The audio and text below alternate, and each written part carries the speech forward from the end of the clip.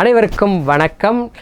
பாகிஸ்தானை சேர்ந்த ஒரு 2 அமைப்புகள் ஒரு செய்தியை பரப்பிக்கிட்டு இருக்காங்க. என்ன அப்படின்னா, சமீபத்தில் ஈரான் அதிபர் ஹெலிகாப்டர் விபத்தில் இறந்து போனார் அப்படிங்கிறது நம்ம எல்லாத்துக்குமே தெரியும். அதற்கு இந்தியா பிரதமர் கூட ஆழ்ந்த வருத்தங்களை தெரிவிச்சிருக்காரு. அந்த கடிதத்தை நம்ம பார்க்க முடியும்.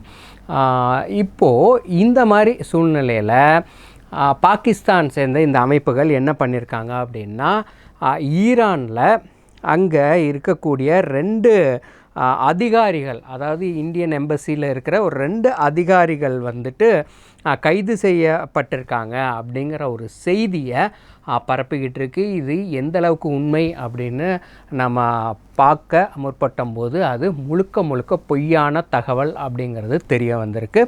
சரி, இது ஏன் இப்படி பொய்யான தகவலை இவங்க பரப்பிட்டு இருக்காங்க அப்படின்னா, பாகிஸ்தான், ஈரான், இந்தியா, சீனா, ஆப்கானிஸ்தான் இந்த நாடுகளுக்கான இப்போது நம்ம முக்கியமாக ஒரு துறைமுகம் ஒரு விஷயத்தில் இந்தியாவும் ஈரானும் ஒரு உடன்படிக்கையில் கையெழுத்திட்டிருக்காங்க. என்னென்னா, இந்தியா ஈரானில் இருக்கக்கூடிய சபஹர் அப்படிங்கிற ஒரு துறைமுகத்தை நிர்வகிக்கக்கூடிய ஒரு பொறுப்பை கையில் எடுக்கிறாங்க. ஸோ அது மூலமாக நமக்கு ஆப்கானிஸ்தானுக்கு நம்ம போயிட்டு வரத்துக்கான ஒரு 800 கிலோமீட்டர் நமக்கு மிச்சமாகும்.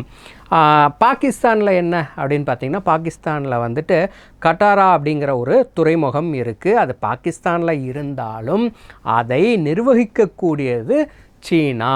இப்போது சீனாவுக்கும் பாகிஸ்தானுக்கும் நம்ம இந்த ஈரானுடைய சபஹர் துறைமுகத்தை இந்தியா நிர்வகிக்கும் போது இவங்க 2 பேர்த்துக்குமே ஒரு பயம் இருக்குது.